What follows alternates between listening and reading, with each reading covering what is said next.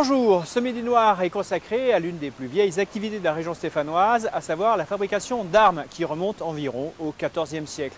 L'entreprise devant laquelle je me trouve, Vernet-Caron, remonte elle à 1820. Il faut savoir que cette activité a quand même connu une très forte régression. Elle a eu occupé des milliers de personnes, mais ensuite, avec la diminution des armes de guerre, mais aussi celle des armes de chasse, eh bien, il y a eu une quasi-disparition. Alors comment l'entreprise Vernet-Caron a-t-elle fait pour s'adapter, notamment à la concurrence ? Plutôt tradition ou plutôt modernité? Eh bien, c'est ce que je vous propose de découvrir tout de suite.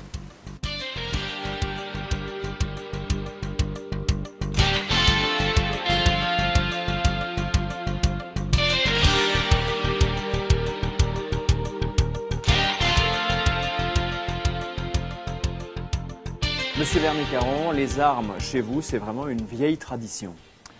Oui, alors si vous prenez notre logo, vous verrez dessus que c'est écrit faiseur de fusil depuis 1650.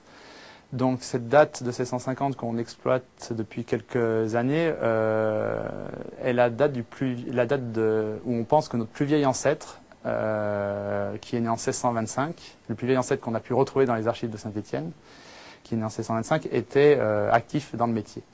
Et dans les archives qu'on a pu retrouver, on a vu indiquer qu'il était faiseur de fusil. Donc on a pris ce terme un peu désuet et on a mis faiseur de fusil depuis 1650.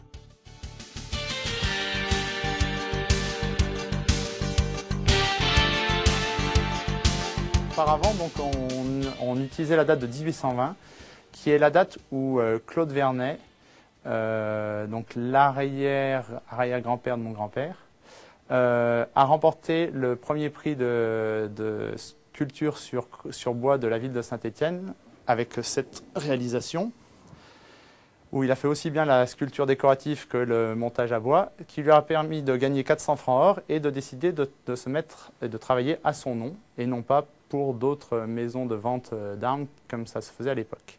Donc 1820 était la date pour nous de création de Vernet-Caron, bien que le nom Vernet-Caron soit apparu que 10 ans plus tard, puisque à l'époque il s'appelait Claude Vernet et qu'il a épousé Antoinette Caron en 1830.